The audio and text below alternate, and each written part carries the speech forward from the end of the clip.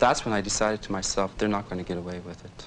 I said, I knew somehow that this was so horrendous what these people were doing, that all of these faggots in this building were not going to walk away and let this happen.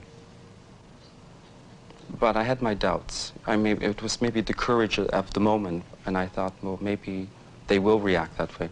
But the next night proved me that I was right on my first intuition, that what they call a riot was more a release of frustration and anger built up for a decade.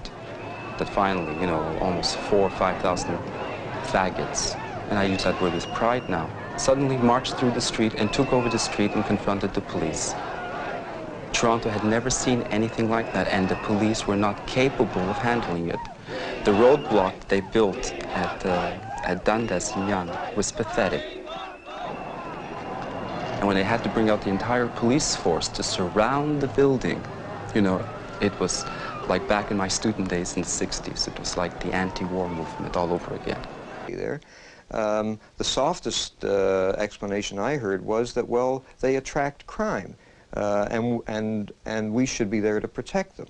Well, the gay community feels that it doesn't need that kind of protection. Evidence appeared in the press that undercover police played an active role in gay demonstrations after the raids. They were photographed holding the main banner and later arresting people in the crowd. Police denied the charge that the undercover officers were acting as agents provocateurs at the rally. Even after this film of the man and the woman on the right and the two men on the left was shown to Staff Inspector Banks, no disciplinary action was taken.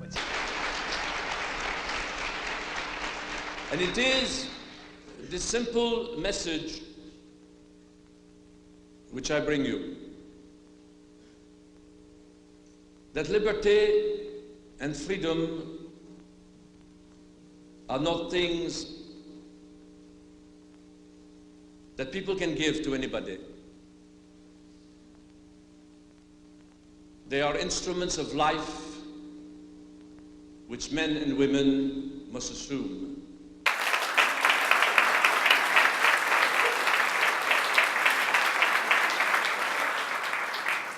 Hi, there's an awful lot of you here tonight.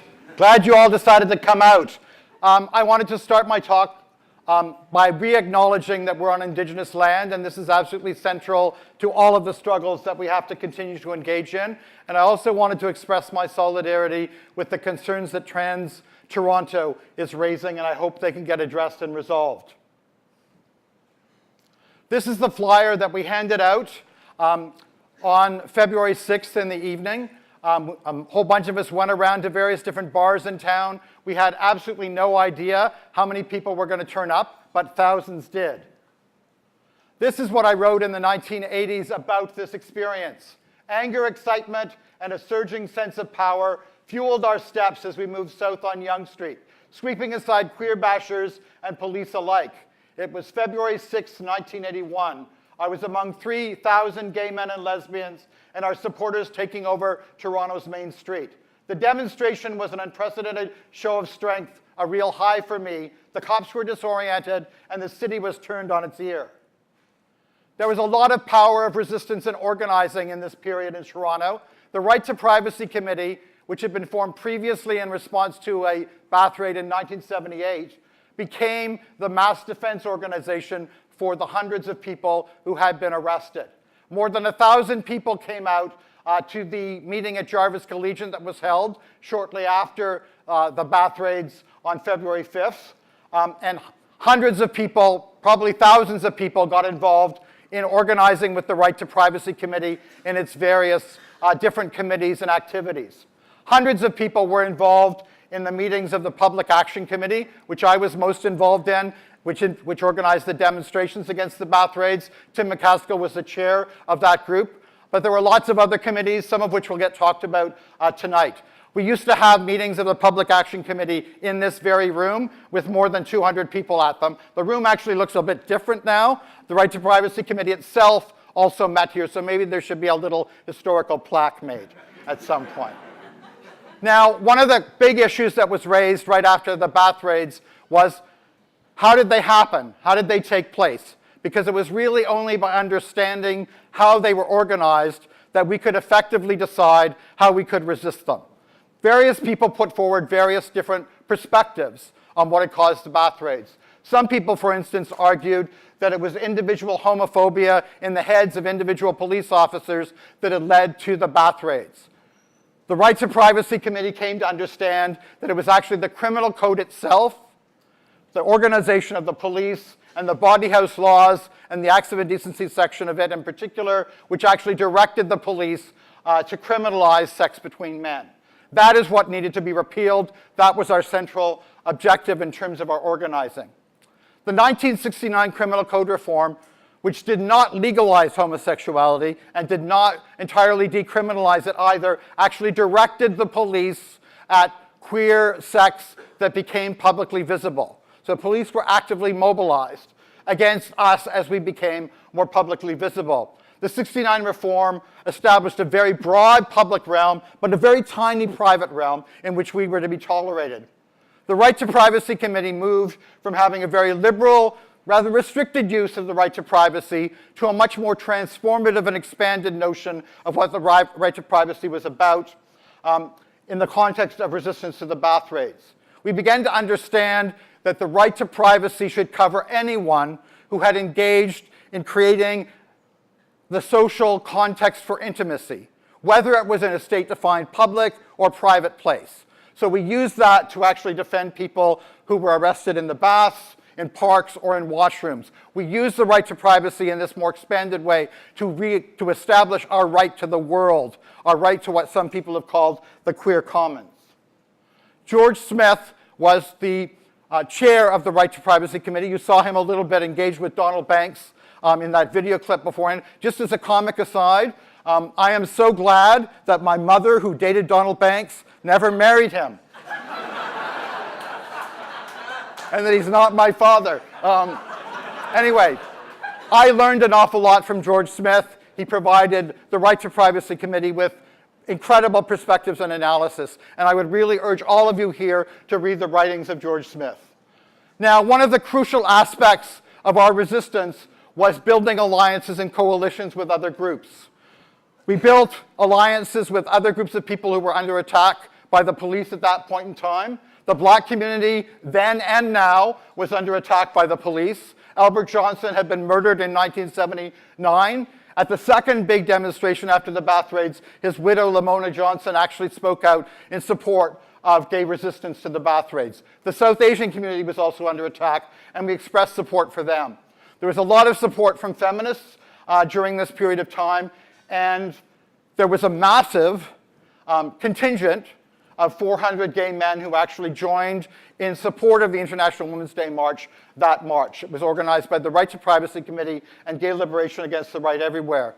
We also had a lot of support from the union movement. That was in large part the responsibility of gay postal workers in the Canadian Union of Postal Workers who won the support of the Toronto Labour Council for our resistance to the bath raids. This mass resistance, all of this organizing, closed off options for the cops. They were turned back.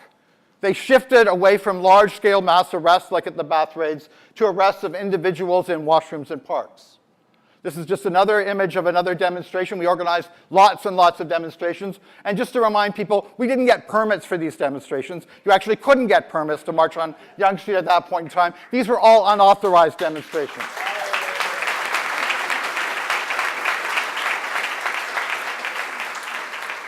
This resistance and organizing led to a massive expansion of gay and, to some extent, lesbian community formation. One aspect of this was that the first Pride to commemorate the Stonewall Rebellions at the end of June was actually organized that year in 1981. There had been other Pride activities in Toronto prior to this. It was initiated by Gay Liberation Against the Right Everywhere. It included lots of celebration, lots of fun, but it also was a very activist political event with thousands of people stopping in front of 52 Division to chant one of our favorite chants that year, "Fuck you, 52."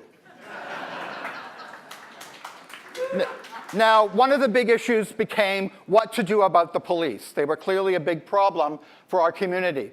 The Toronto Gay Community Council, which was one of the groups that was formed out of this massive expansion of gay and lesbian community formation, was basically ripped apart by differences over how to respond to the police. Some people still thought that the problem was the lack of communication with the police and their lack of education, leading to people engaging in dialogue committees, liaison committees, and educational efforts with individual police officers. The Right to Privacy Committee and left gays and lesbians continue to see the problem as the law itself and police and state organization.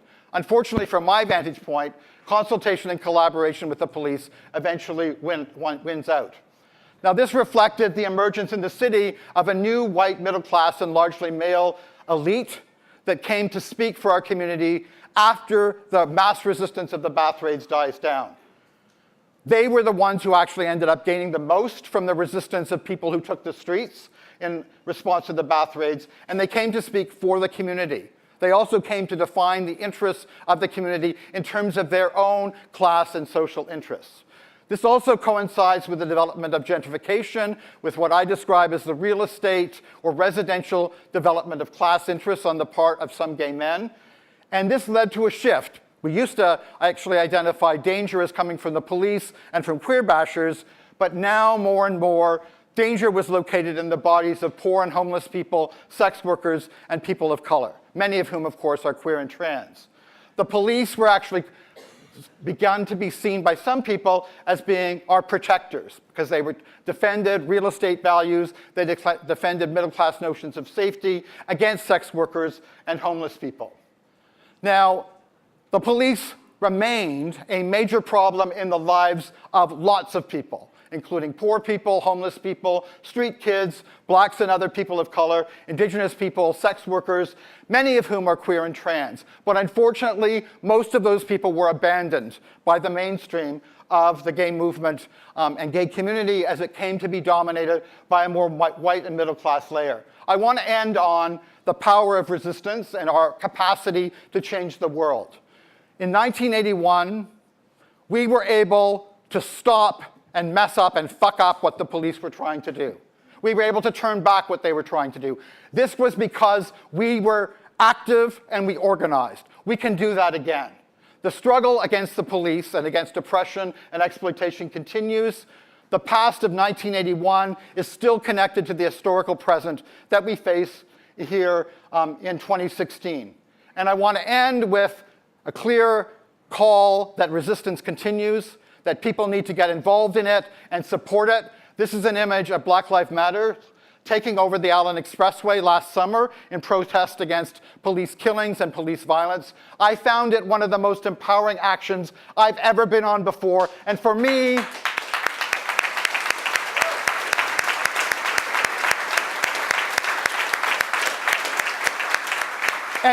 it conjured up the spirit of both the resistance at Stonewall and the resistance to the Bath raids. We all need to continue the struggle. We need to get involved. Thanks very much.